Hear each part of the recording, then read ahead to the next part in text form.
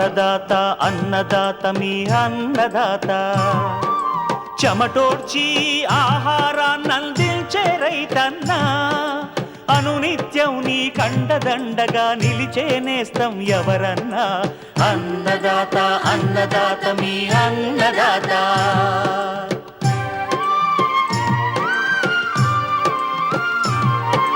నూతన రీతుల సాగుబడికి నూరింతలు పెరిగే దిగుబడికి సూచనలిచ్చే సస్య రక్షణకు పశు పోషణకి శాస్త్ర విజ్ఞానం అందించి ముందుకు నడిపే తెలుగు రైతు భారతదేశానికి మకుటం అయ్యేలా తీర్చిదిద్దే ఆశయంతో మిమ్ము మేలు కొలిపేది అన్నదాత అన్నదాత అన్నదాత మీ అన్నదాత అన్నదాత అన్నదాత మీ అన్నదాత.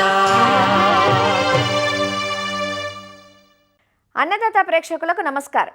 ఈనాటి ముఖ్యాంశాలు: వానాకాలంలో మొక్కజొన్నను ఆశించే బ్యాక్టీరియా కాండంకుళ్ళు, ఆకుమచ్చ, ఎండు తెగుళ్లు సమగ్ర యాజమాన్యం. ఎదిగే దశలో ఉన్న నువ్వు పైరులో సస్యరక్షణ.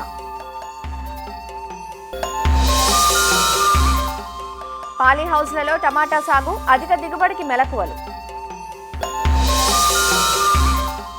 ఇంకా జై కిసాన్ వ్యవసాయ సమాచారం.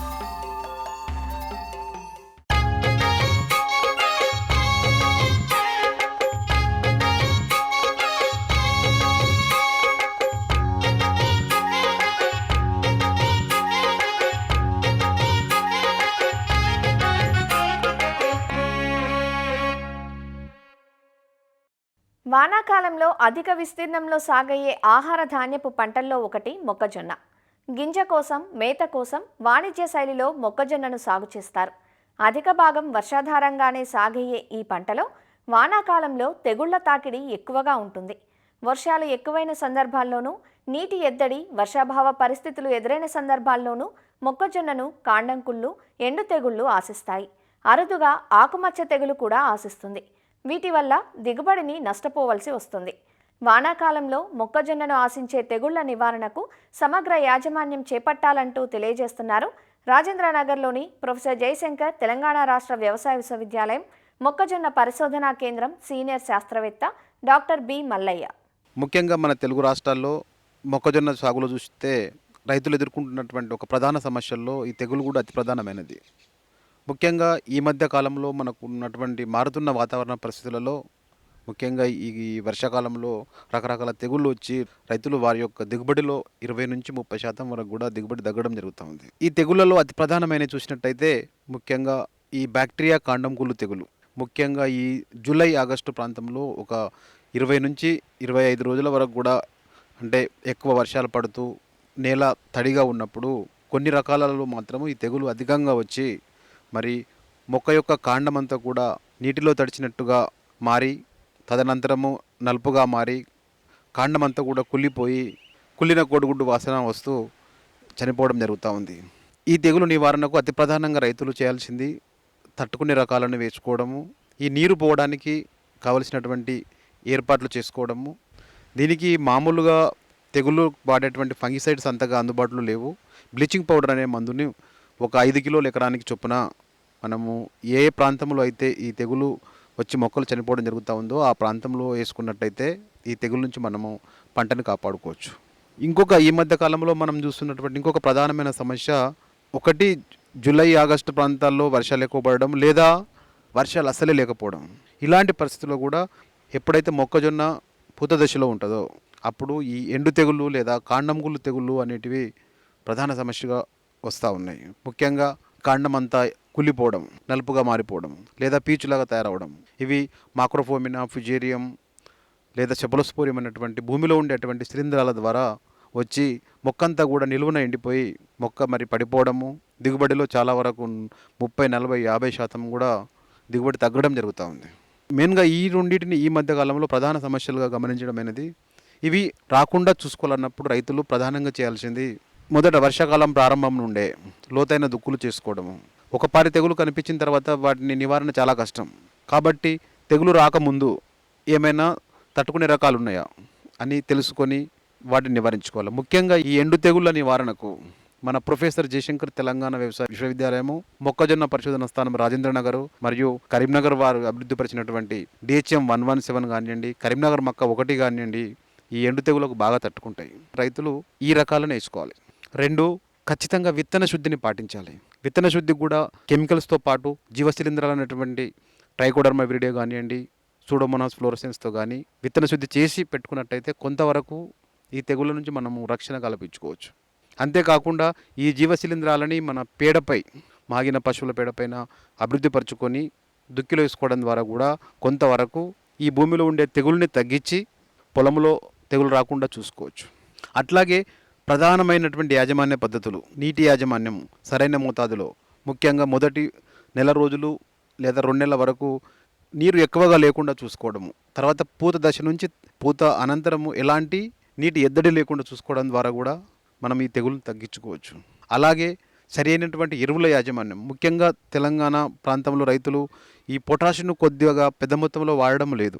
పొటాషియం సరి అయిన మోతాదులో వాడినప్పుడు కూడా ఎండు తెగుళ్ళ నుంచి కొంతవరకు మనకు మొక్కజొన్నను రక్షించుకోవచ్చు. చివరి అస్త్రంగా పూత దశ అనంతరం కూడా మొక్కలు ఎండిపోతున్నట్టు గమనించినట్టయితే ఈ బ్లైటాక్స్, కాపర్ ఆక్సిక్లోరైడ్ లాంటి మందును తీసుకొని 3 గ్రాముల లీటర్ నీటి చొప్పున నీటి ద్రావణంలో కలుపుకొని ఏ ప్రాంతంలో అయితే మొక్కలు చనిపోతూ ఉన్నాయో ఆ ప్రాంతంలో డ్రించింగ్ చేసుకోవడం, మొక్కల మొదలను తడపడం ద్వారా కూడా కొంతవరకు నివారించుకోవచ్చు.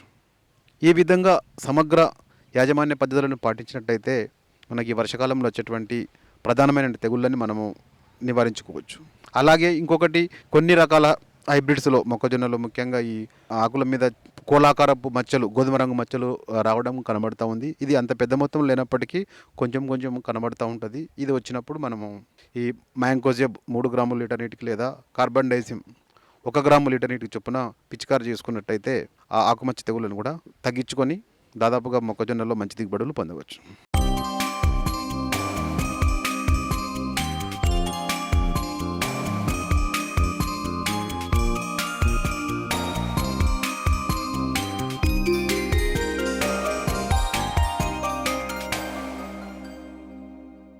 అతి తక్కువ సమయంలో తక్కువ వనరులతో నికర లాభాన్ని ఆర్జించి పెట్టే నూనె గింజల పంట నువ్వు. ఖరీఫ్, రబీ, వేసవి ఇలా 3 కాలాల్లోనూ సాగుకు అనుకూలంగా ఉండే నువ్వులో మిగిలిన కాలాలతో పోలిస్తే వర్షాకాలపు నువ్వు పైరులో చీడపీడల సమస్య అధికంగా ఉంటుంది. ముఖ్యంగా రసం పీల్చు పురుగులు, ఆకుముడత, వేరుకుళ్ళు, వెర్రి తెగులు, బూడిద తెగుళ్ళు వంటివి పంట దిగుబడులను, నాణ్యతను దెబ్బతీస్తాయి. వర్షాధారంగా సాగు చేసిన నువ్వు పైరు ప్రస్తుతం శాఖీయ దశలో ఉంది. ఈ దశలో నువ్వు సాగులో చేపట్టాల్సిన సస్యరక్షణ పద్ధతుల గురించి వివరిస్తున్నారు ఆచార్య ఎన్జీ రంగా వ్యవసాయ విశ్వవిద్యాలయం, నెల్లూరు జిల్లా కృషి విజ్ఞాన కేంద్రం విస్తరణ విభాగం శాస్త్రవేత్త డాక్టర్ లోకేష్ బాబు. నెల్లూరు జిల్లాలో తీసుకున్నట్టయితే నువ్వు పంట వెజిటేటివ్ స్టేజ్లో ఉందండి. ఈ వెజిటేటివ్ స్టేజ్లో ముఖ్యంగా ఆశించే పురుగులు వచ్చేసి రసం పీల్చే పురుగులు, పిల్ల తల్లి పురుగులు ఆకుల అడుగు భాగాన చేరుకుని రసాన్ని పీల్చేసి ఆకులు ఎండిపోయే విధంగా చేస్తాయి. ఈ ఆకులు వాలిపోయి అలాగే ఎండిపోవడం అనేది కూడా జరుగుతుంది. తెల్ల నల్లి ఏం చేస్తుందంటే ముదురు ఆకుపచ్చ రంగుకు ఉన్న ఆకుల్లో చేరుకొని ఆ రసాన్ని పీల్చేసి ఆకులు అనేది ముడుచుకుని పోయి దోనె ఆకారంలోకి మారిపోవడం అనేది కూడా జరుగుతుంది. వీటి నివారణ చర్యలు తీసుకున్నట్టయితే డైమిథోయేట్ అనే మందును 2 ml 1 లీటర్ నీటికి కలిపి పిచికారీ చేసుకున్నట్టయితే కంట్రోల్ చేసుకోవచ్చు. అలాగే మనకు తెల్ల నల్లి నివారణ కొరకు డైకోపాల్ అనే మందు 3 మిల్లీలీటర్ లేదా డైమిథోయేట్ అనే మందు 2 ml, అలాగే వేప నూనె అది 5 ml 1 లీటర్ నీటికి కలిపి పిచికారీ చేసుకోవచ్చు. అదేవిధంగా ఇమిడాక్లోప్రిడ్ అనే మందు 0.3 ml, అలాగే థయోమిథాక్సామ్ అనే మందు 0.3 గ్రామ్, అలాగే థయోక్లోప్రిడ్ అనే మందు 1 ml 1 లీటర్ నీటికి కలిపి పిచికారీ చేసుకున్నట్టయితే మనము ఈ రసం పీల్చే పురుగుల బారిన పడకుండా కాపాడుకోవచ్చు. ఈ ఆకుముడత పురుగు 2 దశల్లో మనము అబ్జర్వ్ చేయొచ్చు. ఒకటి, ఈ ఆకుముడత పురుగు అనేది గొంగలి పురుగు దశలో ఉన్నప్పుడు ఏం చేస్తుందంటే ఈ 2-3 ఆకుల్ని కలిపి ఒక గూడుగా చేసుకొని అందులో పచ్చ పదార్థాన్ని తినేసి ఆకుల్ని ఎండిపోయేలాగా చేస్తుంది. ముదురు పురుగులు ఇవి పెరిగే కొద్దీ ఒక 4-5 ఆకుల్ని కలిసి అలాగే మనకు కాయల్ని కూడా తినడం అనేది స్టార్ట్ చేస్తాయి. ఇది రావడం వల్ల మనకు తాలుకాయలకు కూడా ఏర్పడతాయి. సో వీటి యొక్క నివారణ కోసం మనము క్వినాల్ఫాస్ అనే మందు 2 ml 1 లీటర్ నీటికి కలిపి పిచికారీ చేసుకోవచ్చు. క్లోరిపైరిపాస్ అనే మందు 2.5 ml 1 లీటర్ నీటికి కలిపి పిచికారీ చేసుకోవచ్చు. అలాగే ఫ్లూబెండమైడ్ అనే మందు 0.3 ml లేదా ప్రొఫెనఫాస్ 2 ml లేదా స్పైనోసాడ్ అనే మందు 0.2 ml లేదా క్లోరాంట్రనిప్రోల్ అనే మందు పిచికారీ చేసుకున్నట్టయితే నువ్వు పంటను ఆకుముడత పురుగు బారిన పడకుండా కాపాడుకోవచ్చు. తెగుళ్ళు గురించి మనం మాట్లాడుకున్నట్టయితే వేరుకుళ్ళు లేదా కాండంకుళ్ళు ఆశించినప్పుడు మనకేంటంటే ఆకులు ఎండిపోతాయి, కాండం మీద కూడా చారలు ఏర్పడతాయి. అలాగే మనము కాండాన్ని చీల్చి చూసినప్పుడు గోధుమ రంగు చారలు అనేది కూడా మనం గమనించుకోవచ్చు. భూమిలో అధిక ఉష్ణోగ్రత ఉన్నప్పుడు తెగులు సోకడానికి ఎక్కువ ఆస్కారం అనేది కూడా ఉంటుంది. వీటి నివారణ కొరకు మనం ముఖ్యంగా తీసుకున్నట్టయితే విత్తనం వేసేటప్పుడు కార్బెండిజం అనే మందును 3 గ్రామ్ 1 కేజీ విత్తనానికి కలిపి విత్తన శుద్ధి చేసుకున్నట్టయితే ఈ తెగుళ్ళ బారిన పడకుండా మనం కాపాడుకోవచ్చు. అదే పంట పైరు మీద మనము కాపర్ ఆక్సిక్లోరైడ్ లేదా మ్యాంకోజెబ్ అనే మందును పిచికారీ చేసినట్టయితే వేరుకుళ్ళు కాండం కుళ్ళు తెగుళ్ళ బారిన పడకుండా పంటను కాపాడుకోవచ్చు. ఆకుమచ్చ తెగుళ్ళని కూడా మనము చెప్పుకుంటాం. ఈ గాలిలో తేమ శాతం ఎప్పుడైతే ఎక్కువ ఉంటుందో ఈ ఆకుమచ్చ తెగుళ్ళు వ్యాపించడానికి ఎక్కువ ఆస్కారం ఉంది. ఆకులపై అలాగే కాండంపై గోధుమ రంగు మచ్చలు ఏర్పడతాయి. మచ్చలు ఆకు అంతా వ్యాపించి ఆకులు వాలిపోవడం అనేది కూడా జరుగుతుంది. 1 కేజీ సీడ్కి 3 గ్రామ్ కార్బెండిజం మందును వేసి మనం విత్తన శుద్ధి చేసుకున్నట్టయితే ఆకుమచ్చ తెగుళ్ళ బారిన పడకుండా మనం కాపాడుకోవచ్చు. అలాగే పంట మీద మనము 3 గ్రామ్ మ్యాంకోజెబ్ అనే మందును 1 లీటర్ నీటికి కలిపి 15 రోజుల వ్యవధిలో 2 నుంచి 3 సార్లు పిచికారీ చేసుకున్నట్టయితే ఆకుమచ్చ తెగుళ్ళ నుంచి మన పంటను రక్షించుకోవచ్చు. వెర్రి తెగులు అని కూడా మనం చెప్తాము. ఈ వెర్రి తెగుల్ని మనం ఫిల్లోడి అని కూడా పిలుస్తాము. ఇది పూత సమయంలో ఎక్కువగా వస్తుంది. ఈ తెగులు సోకిన మొక్కల్లో ఏంటంటే పువ్వులోని భాగాలన్నీ ఆకుల మాదిరి ఏర్పడి కాయలు ఏర్పడకుండా మనకు పంటను నష్టం అనేది జరుగుతుంది. ఈ తెగులు ముఖ్యంగా మనకు దీపపు పురుగుల ద్వారా వ్యాపిస్తుంది. ఈ తెగులు సోకిన మొక్కలను మనము పీకేసి దాన్ని కాల్చేసేయాలి. ఈ దీపపు పురుగుల్ని నివారణ కోసం డైమిథోడైన మందు 2 ml 1 లీటర్ నీటికి, అలాగే ఇమిడాక్లోప్రిడ్ అనే మందుని 0.3 ml లేదా థయోమిథాక్సామ్ అనే మందు 0.3 గ్రామ్ లేదా థయాక్లోప్రిడ్ అనే మందుని 1 ml 1 లీటర్ నీటికి కలిపి మనం పిచికారీ చేసుకున్నట్టయితే నివారించుకోవచ్చు. అదేవిధంగా పంటను వెర్రి తెగుళ్ళ బారిన పడకుండా మనం కాపాడుకోవచ్చు.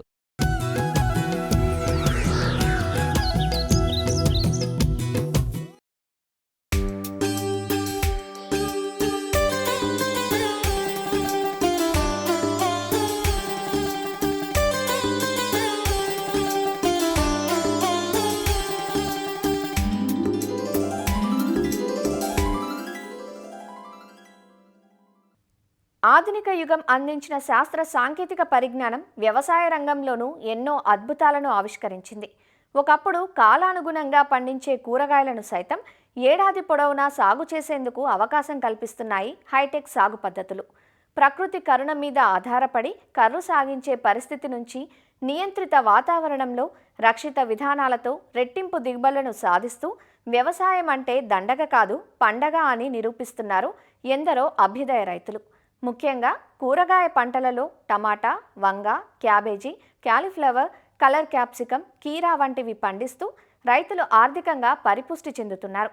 ఏడాది పొడవునా డిమాండ్ ఉండే టమాటా సాగును హరిత గృహాలలో ఎలా చేపట్టాలో, సాగులో ఎలాంటి మెలకువలు పాటించాలో ఈనాటి కార్యక్రమంలో తెలుసుకుందాం.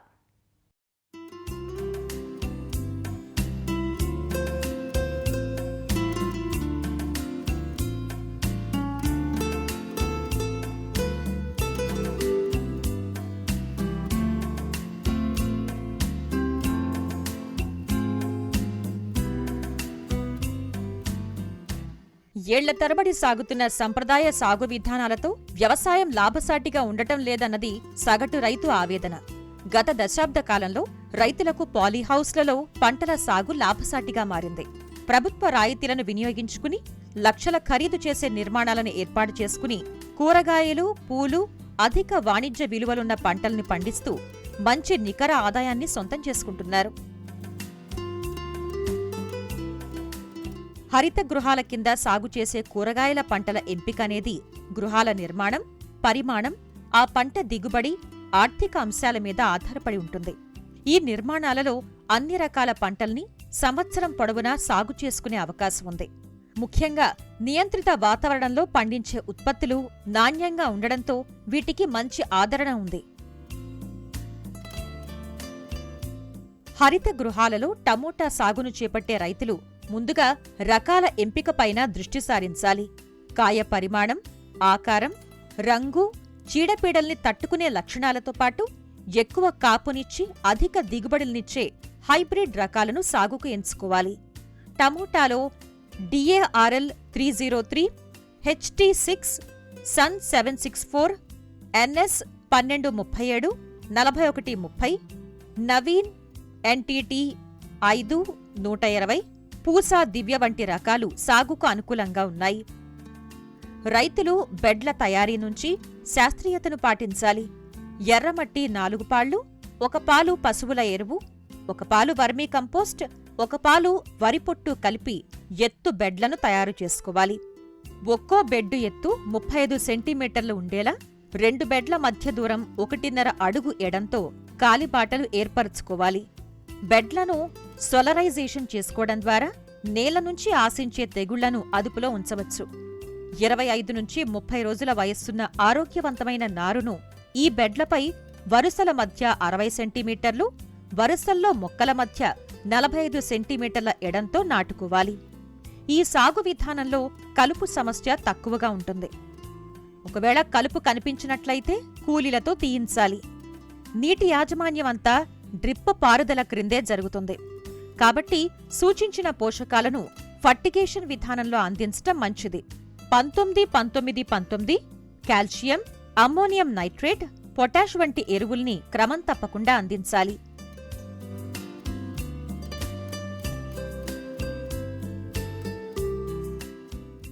హరిత గృహాలలో టమోటా సాగు చేసే రైతులు దృష్టి పెట్టాల్సిన కీలక యాజమాన్యం పరాగ సంపర్కం. సాధారణంగా టమోటాలో ఎక్కువగా స్వపరాగ సంపర్కం జరుగుతుంది. కానీ నియంత్రిత వాతావరణంలో సాగును చేపట్టినప్పుడు గాలి ప్రసరణ తక్కువగా ఉంటుంది. కాబట్టి కూలీలను ఉపయోగించి పాలినేషన్ చేయించుకోవాలి. ఉదయం 8 గంటల నుంచి 9 గంటల వరకు తలుపును తెరిచి ఉంచడం ద్వారా తేనెటీగలు లోపలికి ప్రవేశించి కొంతవరకు సంపర్కం జరుగుతుంది.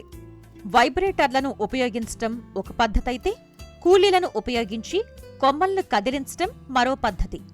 పాలీహౌస్లలో 35 డిగ్రీల ఉష్ణోగ్రత, తేమ శాతం 60 ఉన్నప్పుడు మొక్కల పెరుగుదల ఆశాజనకంగా ఉంటుంది.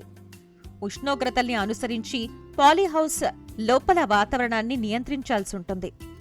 మొక్కలు నాటిన నెల రోజులకు కొమ్మలు క్రింద పడిపోకుండా దారాలను ఉపయోగించి స్టేకింగ్ చేయాలి. ఈ విధంగా చేయటం వల్ల కాయలు నేలకు తాకకుండా ఉండి ఉత్పత్తులు నాణ్యంగా ఉంటాయి.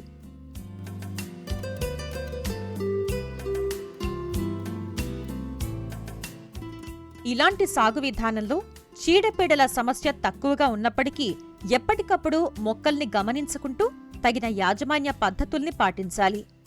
రసం పీల్చు పురుగుల్ని అదుపులో ఉంచటానికి పసుపు, నీలం రంగు జిగురు ఎరలను ఏర్పాటు చేసుకోవాలి. వారానికి ఒకసారి లీటర్ నీటికి 5 మిల్లీలీటర్ల వేప నూనె, కొద్దిగా సబ్బు పొడి కలుపుకుని మొక్కలపై పిచికారీ చేయటం వల్ల చీడపీడల్ని అదుపులో ఉంచవచ్చు. మొక్కలు నాటిన 65 రోజులకు మొదటి కాపు అందివస్తుంది. మనం చేపట్టే యాజమాన్య పద్ధతుల వల్ల పైరును 5 నుంచి 6 మాసాల వరకు కొనసాగించవచ్చు. ఆరుబయట సాగును చేపట్టినప్పుడు ఎకరాకు 30 టన్నుల దిగుబడి వస్తే, పాలీహౌసుల్లో సాగు చేసినప్పుడు 70 నుంచి 80 టన్నుల అత్యధిక దిగుబడిని సాధించే అవకాశం ఉంది. ఈ విధానంలో రైతుకు కలిసి వచ్చే మరొక అంశం అంతర పంటల సాగు.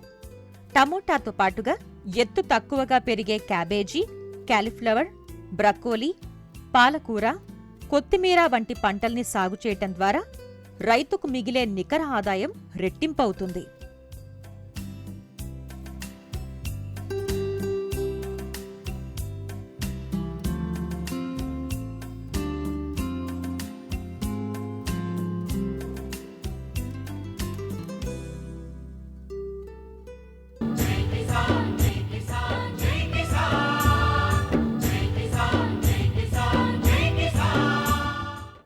వ్యవసాయ సమాచారం ఇప్పుడు జై కిసాన్లో చూద్దాం. అన్నమయ్య జిల్లా రైల్వే కోడూరు నియోజకవర్గం పరిధిలో బొప్పాయి సాగు చేసిన రైతులు ఆందోళన బాట పట్టారు. పంట కోసి మార్కెట్కు తీసుకొచ్చేసరికి ధరలు తగ్గించేశారంటూ వాపోతున్నారు. గత వారంలో కిలో బొప్పాయికి 16 రూపాయల వరకు ధర పలకగా ప్రస్తుతం 9 రూపాయలు కూడా మించడం లేదంటూ ఆందోళన చెందుతున్నారు. రైల్వే కోడూరు నియోజకవర్గంలో వేల ఎకరాల్లో బొప్పాయి సాగులో ఉంది. రైల్వే కోడూరు, చిట్వేల్, పెనగలూరు, పుల్లంపేట, ఓబులవారిపల్లి మండలాల్లో పండిన బొప్పాయి పంటను రైల్వే కోడూరు నుంచి ఇతర ప్రాంతాలకు రవాణా చేస్తుంటారు. అయితే వ్యాపారులు సిండికేట్ గా మారి ధర తగ్గిస్తున్నారంటూ రైతులు వాపోతున్నారు. బొప్పాయి పంటను 5 ఎకరాలు వేసున్నాము. 1 ఎకరాకు 1,00,000 రూపాయలు ఖర్చు వస్తుంది. ఈడ ధరలేమో గత వారం రోజులు 16 రూపాయలు అన్నారు. ఇప్పుడు వారం నుంచి రోజు స్ట్రైక్ అని చెప్పి బయట వర్షాలు పడుతున్నాయని చెప్పి రైతుకు రేట్లు తగ్గిస్తున్నారు. 7 రూపాయలు చెప్తున్నారు. అందువల్ల ఆందోళన చేయాల్సి వచ్చింది. రైతు రోడ్డు ఎక్కాల్సి వచ్చింది. పరాని తోటలు వేసినాము. వేసిన తర్వాత అద్దో ఇద్దో అని రేట్లు ఏమో బాగానే ఉన్నాయి అన్నారు. 16 రూపాయలకు పెంచినారు. 16 రూపాయల నుంచి 14 అన్నారు. 14 నుంచి 13 అన్నారు. 13 నుంచి 12 అన్నారు. 12 నుంచి 9 రూపాయలు అంటున్నారు. వ్యాపారస్తులు బాగుపడుతున్నారే కానీ, దళారులు బాగుపడుతున్నారే కానీ, మధ్యలో రైతులు వాళ్ళది గురించి పోతున్నారు. బొప్పాయి వేస్తున్నాము 10 ఎకరాలు. 10 ఎకరాలకు వచ్చి 8 లక్షలు ఖర్చు వచ్చింది. అది 10 నుంచి 16 వరకు రేటు పెట్టినారు. ఆ రేటు పెట్టినా కానీ 16 నుంచి మళ్ళీ తీసుకొని వచ్చి 2 రూపాయలు లాస్ట్కు 9 రూపాయలకి చేసి వానలు పడుతున్నాయి ఇది అది చెప్పి వ్యాపారస్తులు సిండికేట్ అయిపోయినారు. సేట్లు సిండికేట్ అయిపోయినారు. కాయంతా ఒకేసారి మార్కెట్ను చేరడంతోనే ధరలు తగ్గాయంటూ ఉద్యాన అధికారులు చెబుతున్నారు. పక్వతను బట్టి దపదపాలుగా కోతలు చేసి మార్కెటింగ్ చేసుకోవాలని సూచిస్తున్నారు. రైల్వే కోడూరు నియోజకవర్గంలో సుమారు 9,500 నుంచి 10,000 ఎకరాల వరకు మనకి ప్రతి సంవత్సరం కూడా బొప్పాయి పంటను సాగు చేయడం జరుగుతుంది. ఈ ప్రాంతంలో ప్రస్తుతము ప్రధానంగా ఎదుర్కొంటున్న సమస్య మార్కెటింగ్. గత వారం చూసుకున్నట్లయితే బొప్పాయి రైల్వే కోడూరు మార్కెట్లో టన్ను 16,000 రూపాయలుగా నడిచింది. అది క్రమక్రమంగా 14,000 రూపాయలుగాను ప్రస్తుతము 13,000 రూపాయలుగా నిన్నటి వరకు కూడా మనకి ధరలు అనేవి నడుస్తూ ఉన్నాయి. గత వారం రోజుల్లో చిట్వేల మండలంలో ఒక సమస్య అనేది ఎదురైంది. రైల్వే కోడూరు మార్కెట్లో టన్ను ధర 14,000 రూపాయలు నడుస్తున్నప్పటికీ కొంతమంది బొప్పాయి వ్యాపారులు చిట్వేల మండలంలో టన్ను 8,000 రూపాయలుగా రైతుల నుంచి కొనుగోలు చేస్తున్నారు అన్న వార్త రావడంతో రైతాంగం అంతా కూడా దానికి స్పందించి నిరసన వ్యక్తం చేశారు. సో దీనికి స్పందించినటువంటి ఉద్యానాధికారులు అదేవిధంగా మార్కెట్ శాఖ వారు వ్యాపారస్తులతో మాట్లాడి రైల్వే కోడూరులో ఏ విధంగా ధర ఉంటుందో అదే విధంగా మనకి చిట్వేలు మండలంలో కూడా ధర ఉండేలా చూస్తామని హామీ ఇవ్వడం కూడా జరిగింది. కానీ ప్రస్తుత పరిస్థితుల్లో రైతులందరూ కూడా ఒకే కాలంలో మనకొసరికి ఈ బొప్పాయి పంటను సాగు చేయడం ద్వారా కాయ ఒకేసారి మార్కెట్కి రావడం ద్వారా మార్కెట్లో బొప్పాయికి డిమాండ్ తగ్గి క్రమక్రమంగా మనకొసరికి మార్కెట్ ప్రైస్ అనేవి తగ్గిపోతా ఉన్నాయి. దీని గురించి రైతులకు కూడా మేము సలహాలు సూచనలు అనేది ఇవ్వడం జరిగింది. కాయ పక్వానికి వచ్చినప్పుడే కాయను హార్వెస్ట్ చేసి మార్కెట్ చేసుకోవడం ద్వారా నాణ్యమైనటువంటి కాయకి అధిక ధరలు అనేవి పొందవచ్చని, ధరలు లేవు కదా అని తర్వాత క్రమేపీ ఈ ధరలు క్షీణిస్తాయేమో అని భయంతో మనము పక్వానికి రాకముందే కాయలు కోయడము, దాని ద్వారా మార్కెట్ల మీద ఒత్తిడి తీసుకొని రావడము, ఒకేసారిగా రైతులందరూ కూడా కాయలు కోయడం ద్వారా ఎక్కువ కాయ మార్కెట్లోకి వచ్చేసి తద్వారా మనకొసరికి డిమాండ్ అనేది తగ్గిపోవడము, ఈ విధంగా మనకొసరికి బొప్పాయి ధర పతనం అవ్వకుండా రైతులందరికీ కూడా మేము ఒకసారికి మా ఉద్యాన శాఖ తరఫున సలహాలు సూచనలు అనేది ఇవ్వడం జరిగింది. రైతులు ఎవరు కూడా కంగారు పడకుండా కాయ పక్వానికి వస్తుందో పక్వానికి వచ్చినటువంటి కాయను మాత్రమే హార్వెస్ట్ చేసి మార్కెట్ చేసుకోవడం ద్వారా ఖచ్చితంగా కూడా మన ఈ మార్కెట్ యొక్క డిమాండ్ని అదే విధంగా మెయింటైన్ చేసి ధరలను కూడా ఆ విధంగా స్థిరంగా మెయింటైన్ చేయడం అనేది జరుగుతుంది. ఈ బొప్పాయి ధరల గురించి అదేవిధంగా ఇక్కడ మార్కెట్ పరిస్థితుల గురించి ప్రతిరోజు కూడా పై అధికారులకు నివేదిక పంపించడం అనేది జరిగింది. వారు కూడా ఇక్కడ ధరలు స్థిరంగా ఉండేలా అదేవిధంగా రైతులకు లాభసాటిగా ఉండే ధరని స్థిరంగా ఉండేలా చూస్తామని హామీ కూడా ఇవ్వడం జరిగింది. బొప్పాయి సాగుకు లక్షల్లో ఖర్చు పెట్టామని మార్కెట్లో గిట్టుబాటు ధర కల్పించేలా చూడాలంటూ రైతులు కోరుతున్నారు. మరిన్ని విభిన్న అంశాలతో రేపటి అన్నదాతలో మళ్ళీ కలుసుకుందాం. నమస్కారం. అన్నదాతలు తమ సందేహాలు సమస్యలను 1800-425-4085 టోల్ ఫ్రీ నెంబర్లో ఉదయం 10 గంటల నుంచి 11 గంటల మధ్య పని దినాలలో సంప్రదించగలరు. ఈ కార్యక్రమాన్ని యూట్యూబ్లో www.youtube.com/annadaata ETV లింక్ ద్వారా వీక్షించవచ్చు.